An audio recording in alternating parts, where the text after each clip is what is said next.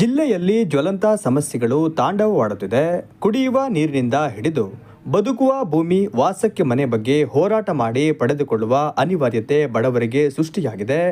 ನಾಗರಿಕರಿಗೆ ಕೊಡಬೇಕಾದ ಮೂಲಭೂತ ಸೌಲಭ್ಯಗಳನ್ನು ಒದಗಿಸುವಲ್ಲಿ ನಮ್ಮನ್ನಾಡುವ ಸರ್ಕಾರಗಳು ವಿಫಲವಾಗಿವೆ ಎಂದು ಕರ್ನಾಟಕ ರಾಜ್ಯ ರೈತ ಸಂಘದ ಜಿಲ್ಲಾಧ್ಯಕ್ಷರಾದ ಡಿ ಮಹೇಶ್ ತಿಳಿಸಿದರು. ಜಿಲ್ಲೆಯಲ್ಲಿರುವಂತಹ ಜ್ವಲಂತ ಸಮಸ್ಯೆಗಳು ಕುಡಿಯುವ ನೀರಿನಿಂದ ಹಿಡಿದು ಬದುಕುವ ಭೂಮಿ, ವಾಸಕ್ಕೆ ಮನೆ, ಇವು ನಾವು ಹೋರಾಟದ ಮುಖಾಂತರ ಪಡೆದುಕೊಳ್ಬೇಕಾದಂಥ ಒಂದು ಅನಿವಾರ್ಯತೆ ಸೃಷ್ಟಿಯಾಗಿದೆ. ನಾಗರಿಕರಿಗೆ ಕೊಡಬೇಕಾದ ಮೂಲಭೂತ ಸೌಲಭ್ಯಗಳನ್ನು ನಮ್ಮ ಸರ್ಕಾರಗಳು ಒದಗಿಸುವುದು ವಿಫಲವಾಗಿದೆ ಮತ್ತು ಜನರ ದೇಶದ ಸಮಸ್ಯೆಗಳನ್ನು ಚರ್ಚಿಸಿ ಪರಿಹಾರ ಹುಡುಕಬೇಕಾದ ಸಂಸತ್ತು, ವಿಧಾನಸಭೆಗಳು ಪರ ವಿರೋಧದ ನಡುವೆ ಬೇಡವಾದ ಚರ್ಚೆಗಳಲ್ಲೇ ಕಲಾಪಗಳನ್ನು ಮುನ್ನುಗ್ಗಿಸುತ್ತಿವೆ ಎಂದು ನಡೆದ ಭಾವನಾತ್ಮಕ ವಿಚಾರವನ್ನು ಅತಿರಂಜಿತವಾಗಿ ಚಿತ್ರಿಸಿ ಜನರ ಗಮನವನ್ನು ಸಮಸ್ಯೆಯಿಂದ ಬೇರೆಡೆಗೆ ಸೆಳೆದು ಕಲಾಪವನ್ನು ಹಾಳು ಮಾಡುತ್ತಿದ್ದಾರೆ. ಇದೆಲ್ಲ ವಿಚಾರಗಳನ್ನು ಮುಂದಿಟ್ಟುಕೊಂಡು ನಾವು ರಾಜ್ಯ ಸಮಿತಿಯವರ ಮುಂದೆ ಕೆಲವು ಇನ್ನೂ ಜಿಲ್ಲೆಯ ಹಲವಾರು ಸಮಸ್ಯೆಗಳನ್ನ ಮುಂದಿಟ್ಬಿಟ್ಟು ಒಂದು ಸಮಾವೇಶವನ್ನು ಕೈಗೊಳ್ಳುತ್ತಿದ್ದೀವಿ. ಸುದ್ದಿಗೋಷ್ಠಿಯಲ್ಲಿ ಮಾತನಾಡಿದ ಅವರು, ವಿಧಾನಸಭೆ ಕಲಾಪ ನಡೆಯುವ ಸಂದರ್ಭದಲ್ಲಿ ವಿರೋಧ ಪಕ್ಷದ ಜನಪ್ರತಿನಿಧಿಗಳು ಜನರ ಸಮಸ್ಯೆಯನ್ನ ಕಲಾಪಗಳಲ್ಲಿ ಪ್ರಶ್ನಿಸಿ ಸರ್ಕಾರವನ್ನ ಇಕ್ಕಟ್ಟಿಗೆ ಸಿಲುಕಿಸುವ ಬದಲು ಬೀದಿ ಹೋರಾಟ ಮಾಡುವ ನಾಟಕವಾಡುತ್ತಿದ್ದಾರೆ. ಇವರೆಲ್ಲರ ನಡುವೆ ಜನಸಾಮಾನ್ಯರು ದಾರಿ ಕಾಣದೆ ಹೈರಾಣಾಗಿದ್ದಾರೆ.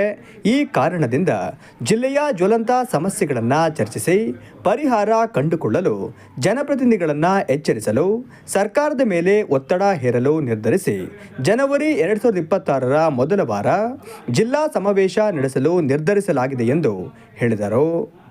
ಅದರಲ್ಲಿ ಜಿಲ್ಲೆಯ ಹಲವಾರು ಸಮಸ್ಯೆಗಳಲ್ಲಿ ಮೊದಲನೇದಾಗಿ ಫಾರಂ ನಂಬರ್ 50 ಮತ್ತು 53, 57ಗಳ ಅರ್ಜಿ ಕೂಡಲೇ ವಿಲೇವಾರಿಯಾಗಬೇಕು. 5 ಎಕರೆ ಒಳಗಿನ ಒತ್ತುವರಿದಾರರಿಗೆ ಭೂಮಿ ಹಂಚಿಕೆ ಮಾಡಬೇಕು. ಯಾವುದೇ ಕಾರಣಕ್ಕೂ ಹಿಂದಿನಿಂದ ಬೇಸಾಯ ಮಾಡಿಕೊಂಡು ಬಂದ ರೈತರ ಒಕ್ಕಲೆಬ್ಬಿಸಬಾರದು.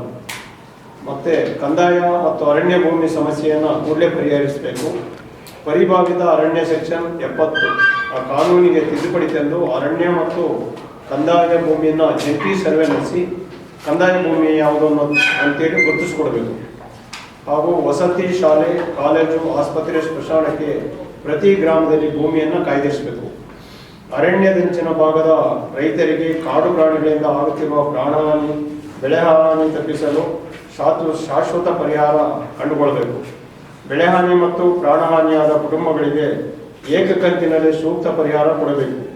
ಕಾಡಾನೆಗಳು ರೈತರ ಜಮೀನಿಗೆ ಬಾರದಂತೆ ಕಾಡಂಚಿನಲ್ಲಿ ರೈಲ್ವೆ ಕಂಬಿಗಳ ಬ್ಯಾರಿಕೇಡ್ ನಿರ್ಮಿಸಬೇಕು. ಬೆಂಬಲ ಬೆಲೆಯಲ್ಲಿ ಮೆಕ್ಕೆಜೋಳ, ರಾಗಿ ಖರೀದಿ ಕೇಂದ್ರಗಳನ್ನು ತೆರೆದು ಎಲ್ಲ ರೈತರ ಉತ್ಪನ್ನಗಳನ್ನು ಕೊಂಡೊಯ್ಯಬೇಕು.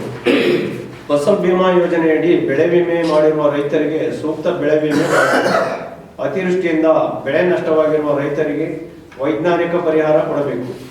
ಭದ್ರಾ ಉಪಕಣಿವೆ ಯೋಜನೆ ಕಾಮಗಾರಿಯನ್ನು ತ್ವರಿತಗತಿಯಲ್ಲಿ ಮುಗಿಸಿ ಬಯಲುಸೀಮೆಯ ಕೆರೆಗಳನ್ನು ತುಂಬಿಸಬೇಕು. ರೈತರ ಪಂಪ್ಸೆಟ್ಗಳಿಗೆ ವಿದ್ಯುತ್ ಸಂಪರ್ಕ ಕಲ್ಪಿಸಲು ಇರುವ ಹೊಸ ನಿಯಮ ಕೈಬಿಟ್ಟು ಹಳೆಯ ನಿಯಮದಂತೆ ಸರ್ಕಾರವೇ ಖರ್ಚು ಭರಿಸಿ ರೈತರ ಜಮೀನಿಗೆ ವಿದ್ಯುತ್ ಸಂಪರ್ಕ ಕಲ್ಪಿಸಬೇಕು ಮತ್ತು ತಡೆ ರಹಿತ 3 ಫೇಸ್ ವಿದ್ಯುತ್ ಸರಬರಾಜನ್ನು ಮಾಡಬೇಕು. ಮತ್ತು ಕಡೂರು ಮತ್ತು ಮೂಡಿಗೆರೆ ತಾಲೂಕಿನಲ್ಲಿ ನಡೆದಿರುವ ಅಕ್ರಮ ಭೂ ಮಂಜೂರಿ ಮಾಡಿರುವ ಅಕ್ರಮವಿಸಿರುವ ನೌಕರರ ಮೇಲೆ FIR ದಾಖಲಿಸಿ ಕಾನೂನು ಕ್ರಮ ಕೈಗೊಳ್ಳಬೇಕು.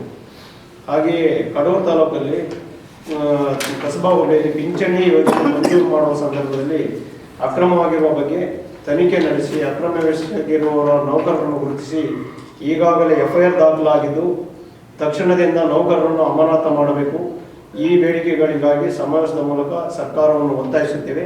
ಹಾಗೆ ಜಿಲ್ಲಾಡಳಿತವನ್ನು ಈ ಪಿಂಚಣಿ ಹಗರಣದಲ್ಲಿ ಭಾಗಿಯಾಗುವ ಏನು ಸುಮಾರು FIR ಮಾಡಿ ಸುಮಾರು 12 ದಿವಸ ಕಳೆದು ಇವತ್ತಿಗೆ 12 ದಿವಸ ಕಳೆದರೂ ಕೂಡ ಅವ್ರನ್ನ ಅಮಾನತು ಮಾಡಿಲ್ಲ ಜಿಲ್ಲಾಧಿಕಾರಿಯವರು.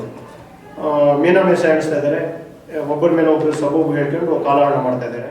ಜನವರಿ 26 ಮೊದಲನೇ ವಾರದಲ್ಲಿ ಒಂದು ಜಿಲ್ಲಾ ಸಮಾವೇಶನ, ರೈತ ಸಮಾವೇಶನ ಮಾಡಬೇಕು ಅಂತ ರಾಜ್ಯ ಸಮಿತಿಯ ಒಂದು ಆದೇಶದ ಮೇಲೆ ಜಿಲ್ಲಾ ಸಮಾವೇಶಕ್ಕೆ ಇನ್ನು ಡೇಟ್ ನಿಗದಿ ಮಾಡಿಲ್ಲ. ಜನವರಿಯ ಮೊದಲನೇ ವಾರದಲ್ಲಿ ದಿವಸ ಮಾಡಬೇಕು ಅಂತ ಒಂದು ತೀರ್ಮಾನ ಕೈಗೊಂಡಿದ್ವಿ. ಇದ್ರ ಬಗ್ಗೆ ಇನ್ನೊಂದು ಮೀಟಿಂಗ್ ಕರೆದು ರಾಜ್ಯದ ಸ್ವಲ್ಪ ಡಿಸ್ಕಸ್ ಮಾಡಿ ಜಿಲ್ಲಾ ಸಮಾವೇಶನ ಮಾಡಬೇಕು ಅಂತ ಕರ್ನಾಟಕ ರಾಜ್ಯ ರೈತ ಸಂಘ ಚಿಕ್ಕಮಗಳೂರು ಜಿಲ್ಲಾ ಸಮಿತಿ ತೀರ್ಮಾನ ಕೈಗೊಂಡಿದೆ. ಅದರ ಬಗ್ಗೆ ಕೆಲವು ಜಿಲ್ಲೆಯಲ್ಲಿರುವಂಥ ಹಲವಾರು ಸಮಸ್ಯೆಗಳ ಬಗ್ಗೆ ರಾಜ್ಯದ ವರಿಷ್ಠ ಗಮನಕ್ಕೆ ತರೋದಕ್ಕೋಸ್ಕರ ಜಿಲ್ಲಾ ಸಮಾವೇಶನ ಮಾಡ್ತಾ ಇದ್ದೀವಿ. ಸುದ್ದಿಗೋಷ್ಠಿಯಲ್ಲಿ ಆನಂದ್ ಕುಮಾರ್, ಶಿವಕುಮಾರ್, ದೇವರಾಜಗೌಡ, ಚಂದ್ರಶೇಖರ್, ಛಾಯಾಪತಿ ಉಪಸ್ಥಿತರಿದ್ದರು.